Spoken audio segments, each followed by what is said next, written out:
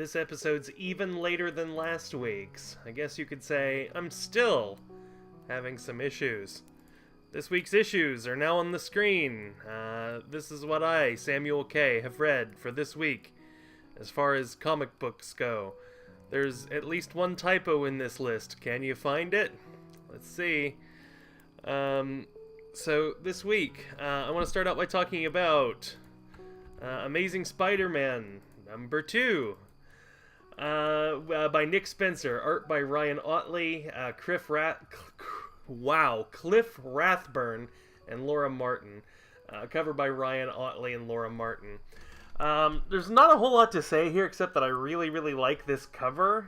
I really like the huge mouth and the tiny little eye. The general composition of this is really cool shit, so it's a really good comic cover to look at.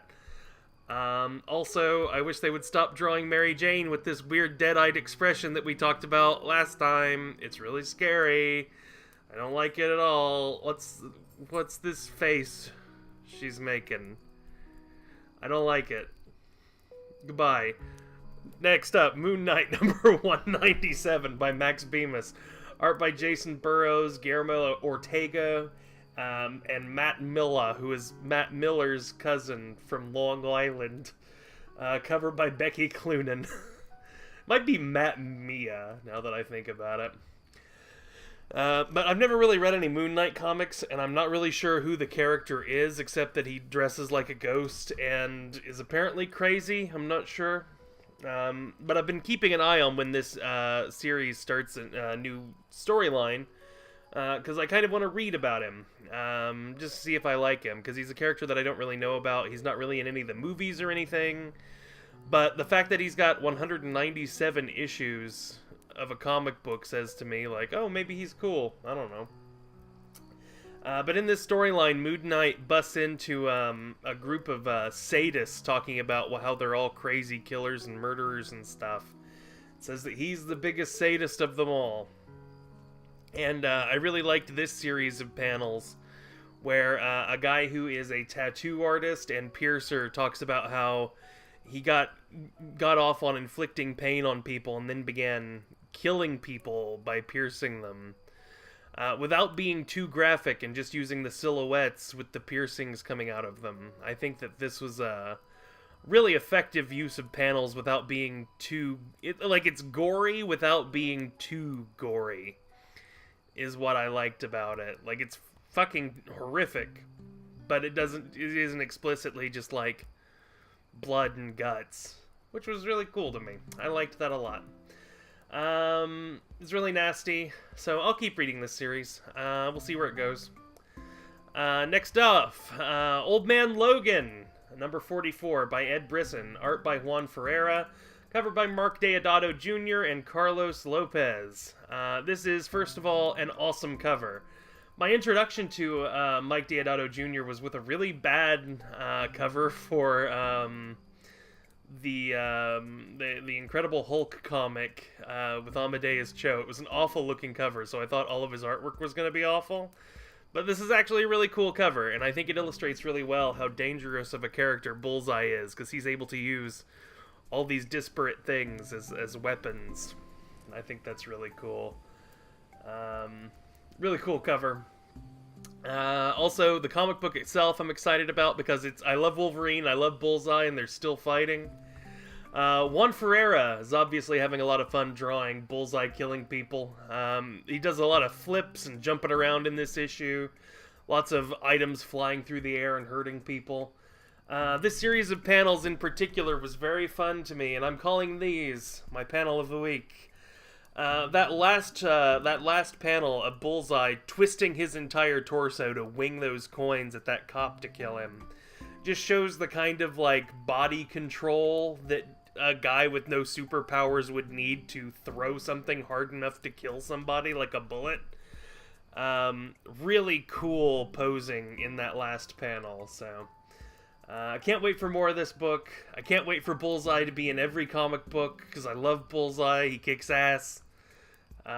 He's a really, really interesting, fun villain that has, like, a silly shtick, and that he just throws shit really hard. Keep it up. Next, Punisher 228 by Matthew Rosenberg. Art by Guiu Villanova. Don't know how to pronounce your first name. It's Guiu. Guiu? I'm not sure. Villanova and Lee Loffridge. Cover by Clayton Crane. Punisher and Iron Man do get into a fight! I'm a little let down that Hercules didn't get involved in the battle and it's over kind of quick, but we do get, you know, the Punisher in War Machine armor throwing a fucking armored truck at Iron Man, which is always fun. I also noticed that in this particular arc, they've made Punisher look a lot like John Barenthal, like from the TV show. And I'm okay with that, but like, for me, like, I'm not crazy about when they try to make characters in comic books look like they're big screen counterparts. I kind of like them existing in two different dimensions. But I mean, I noticed what they were doing, and I appreciated it. It also looks like they're going to start fresh with Punisher #1 next month, so I've got that looking forward to. Or got that to look forward to. And it looks like he doesn't have the War Machine armor anymore, so it's just going to be more Frank Castle walking around in a fucking skull t-shirt shooting people in the face. So that's how I love my Punisher. Next up, Venom #4 by Donny Cates. Art and cover by Ryan Stegman, J.P. Meyer, and Frank Martin. This whole issue was like a big lore dump for the Venom symbiote, which was really cool. We learned a lot about how the Venom symbiote came to be, and what it is, where they come from, who created them. There's this awesome panel of Thor fucking getting ready to fight the creator of the symbiote, which is awesome. I like it when Thor's like talking shit and acting tough. That's really cool. And I don't want to spoil anything, but the truth about the planet where the symbiotes come from is really cool. A really interesting twist on the whole Venom character, I think. I like it a lot. Oof. This is the one that I'm scared to talk about. Hold on, I'm going to take a drink of water here. Saga #54 by Brian K. Vaughan, art by Fiona Staples. I'm fucking angry. I got into Saga kind of late in the game, and it's quickly become one of my favorite comic series. It really hits a good tone between being funny and being shocking and being scary. You actually care about the bad guys in the story. Like, everybody's a sympathetic character. 1 month ago, I read a comic that ended on a humongous cliffhanger. And this issue also ends in a humongous cliffhanger, followed immediately by Brian K. Vaughan and Fiona Staples announcing that they're going on a 1-year hiatus.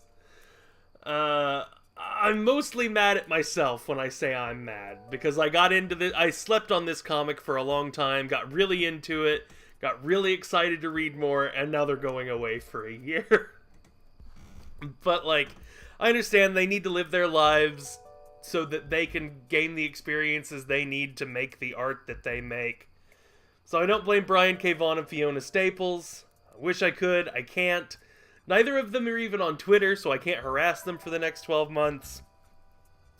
I can't even post any panels from this issue because they would all be humongous spoilers. And if anybody hasn't read Saga, I highly recommend it. Everybody should read it so I can have people to talk to about Saga with, because I've got a year of no Saga in my future. And speaking of no Saga in the future, what am I looking forward to next week? I'm going to start reading Paper Girls by Brian K. Vaughan. Just to get somewhat of a Saga fix while things are going on. Apparently this is a weird time travel supernatural comic where like Paper Girls, like girls who deliver newspapers, stumble upon some paranormal wackiness. So I'll start reading that because I like Brian K. Vaughan. I want to see what else he's got going on. Weapon X has been consistently good, and there's a new one coming out next week. It's written by Greg Pak and Fred Van Lente, who did Incredible Hercules, one of my favorite comic books of all time.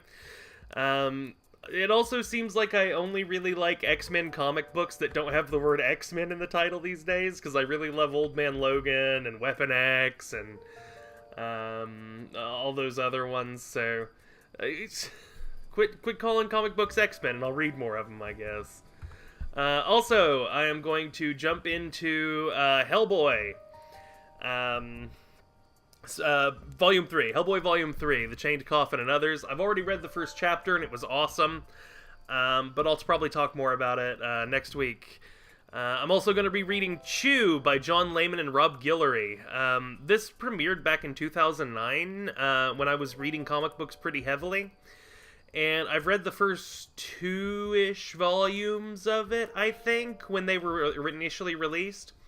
It's about a detective who is an empath psychically, but he has to eat the things that he wants to learn about.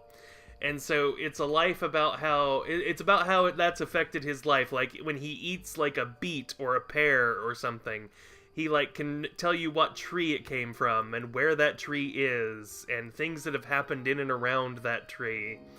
And so he goes to crime scenes and tastes people's blood, and then he has psychic visions, or he'll like eat a finger or something, and he has psychic visions on what he about what happened with the murder and that kind of thing.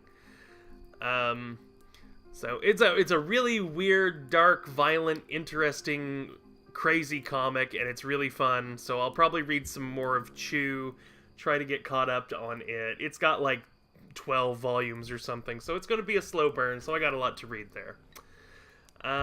As always, if you want to talk comic books with me, you can contact me on Twitter at Samu3LK. Also Samu3LK at gmail.com if you want to email me, ask me any questions, refer me to any comic books that you like. If you want to tell me how wrong my opinions are, how much of an asshole I am, go for it. I'm not scared of you. If you want to tell me a good job, please do. I'm crazy about validation. That's the only reason that I ever put anything online. So thank you for watching my show. Honk honk. Bye everybody.